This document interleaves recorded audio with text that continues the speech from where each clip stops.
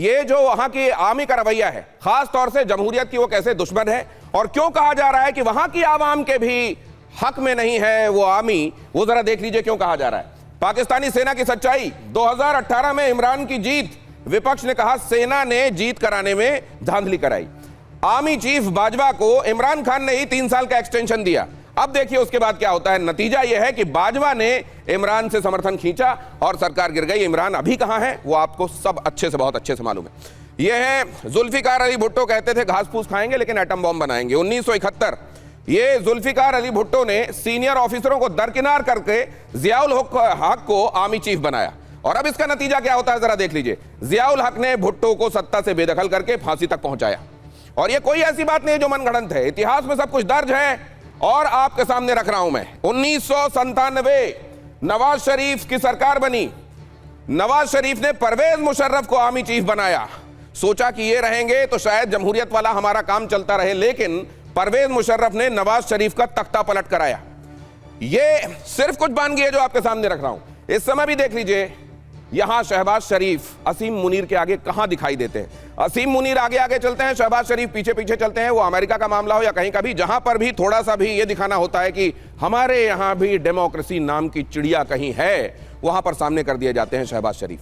ये एक हकीकत है जो सामने रखी गई है और यह भी आपको मालूम है कि पाकिस्तान की सेना पर करप्शन का आरोप रहा है, हथियार सौदों में कमीशन लेने के आरोप रहे, रियल एस्टेट प्रोजेक्ट कमीशन लेने का आरोप रहा है, सरकारी टेंडरों में भी भ्रष्टाचार का आरोप रहा है और कई इम्पार्शियल एजेंसीज ने जब यह जांच की है तो इस बात को दोहराया है और रखा है कि करप्शन का, कमीशन खोरी का बहुत बड़ा अड्डा वहां की यह फौज है। और ऐसा नहीं कि सिर्फ आर्म्स डीलिंग में, ये जमीन की खरीद फरोख्त में भी जमकर दलाली कमाते हैं और वहां की जो डिफेंस हाउसिंग एजेंसी है वो तो यही कर करके माला माल हो गई है। और वहां की आवाम के क्या हाल है वो हर दिन आप देखते रहते हैं, पूरी मीडिया दिखाती है आवाम किस तरीके से गरीबी में, गरीबी के नीचे दबकर चरमरा रही है। पाकिस्तान की सेना भ्रष्ट है। अब जरा ये भी देख लीजिए बहुत जल्दी से, और संजय जी आपके पास आने वाला हूं, पाकिस्तान से जो मेरे मेहमान हैं उनके पास भी जाऊंगा कि यह असलियत क्या वहां पर इसको स्वीकारने के लिए लोग तैयार हैं। पाकिस्तानी आर्मी पर हथियार सौदों में कमीशन का आरोप लगता रहा है।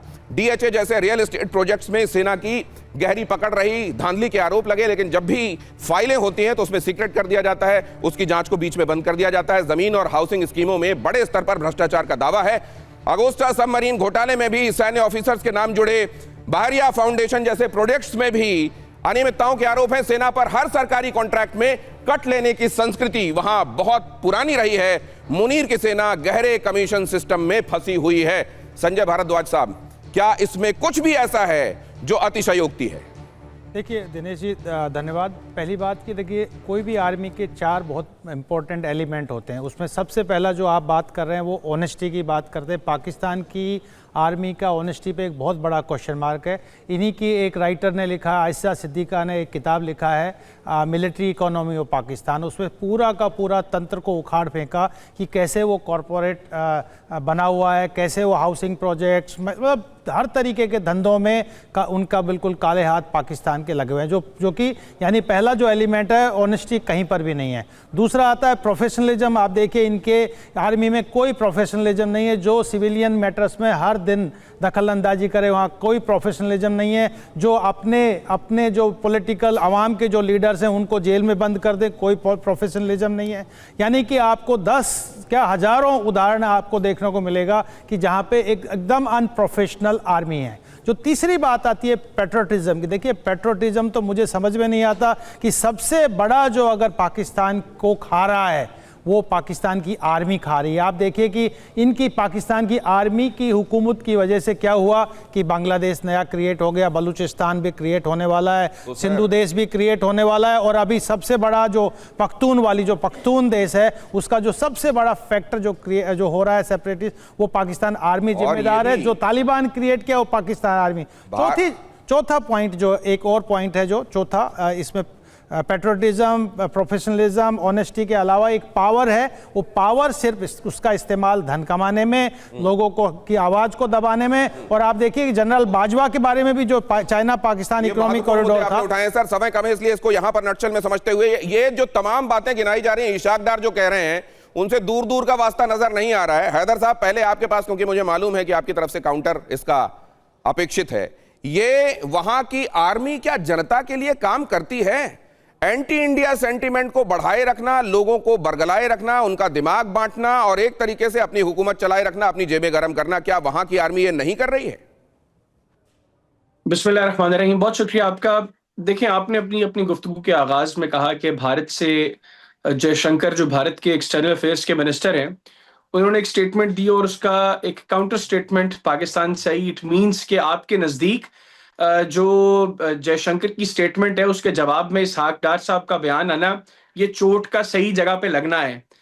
अभी आपको मैं देख रहा हूं मुसलसल, सिर्फ आप नहीं, आपका पूरा इंडियन मीडिया गुज़िश्ता चंद माह से जिस तरीके से पाकिस्तानी फौज के खिलाफ प्रोपेगेंडा कर रहा है, आप लोगों को सिर्फ चोट लगी नहीं, उसका बड़ा इंपैक्ट भी दिखाई दे रहा है। ये तकलीफ है आप लोगों को, जो हर वक्त हर रोज किसी ना किसी तरह, किसी ना किसी इशू में पाकिस्तानी आर्म्ड फोर्सेस को इन्वॉल्व करके और उसके बाद प्रोपेगेंडा करना। आप लोग बुनियादी तौर पर इतने खौफजदा हैं कि ये प्रोपेगेंडा करके आप खुद को तसल्ली दे रहे हैं कि नहीं नहीं, हम इनका मुकाबला कर सकते हैं, लेकिन हकीकत क्या है वो माजी करीब में आप लोग बहुत बेहतर अंदाज में हैदर हयात खान साहब, मैं जिस तरीके ऑपरेशन सिंदूर को बीते हुए बहुत दिन नहीं हुए हैं, पता नहीं इतनी शॉर्ट कैसे किसी की मेमोरी हो सकती है? नहीं, आपने एक और बात कही कि आपकी आर्मी को लेकर हर दिन यहाँ पर एजेंडा चलाए रखना हमारा काम है। अरे बहुत सारे काम है साहब, हम केवल षड्यंत्रकारियों को पहचानने का काम कर रहे हैं और जैसे ही उसकी तरफ उंगली उठती है। आप ये बताइए कि हिंदूज हमसे हर मायने में अलग हैं। आपको अपने ऑफिसर्स को ये बताना चाहिए कश्मीर हमारी जुगलर वेन है। एंटी इंडिया सेंटिमेंट बनाकर, बढ़ाकर, पनपाकर किसका भला हो रहा है और उसकी आड़ में अपनी जेबें गरम करके अपनी आवाम को मूर्ख कौन बना रहा है? अच्छा चले, मैं अब आपको बताता हूं, मैं आपका जवाब देता हूं। मुझे यह बताएं कि जो राफेल जेट स्कैंडल था, उसमें पाकिस्तान की आर्मी ने पैसे खाए थे। जो हेलीकॉप्टर स्कैंडल था, वेस्ट प्लेन हेलीकॉप्टर स्कैंडल में पाकिस्तान की आर्मी ने पैसे खाए थे। आपके सब स्टैंडर्ड इक्विपमेंट और अमेरिका के भी ले आइए ये केसेस, वो पाकिस्तान आपके गिरेबान के अंदर मत झांकिए। अमेरिका का भी ले आइए, रशिया का भी ले आइए, लेकिन हमको फर्क इस बात से पड़ता है करप्शन आप कीजिए, आपके यहाँ पे जनता को तड़पाइए, तरसाइए, उसके मुंह से निवाला छीनिए।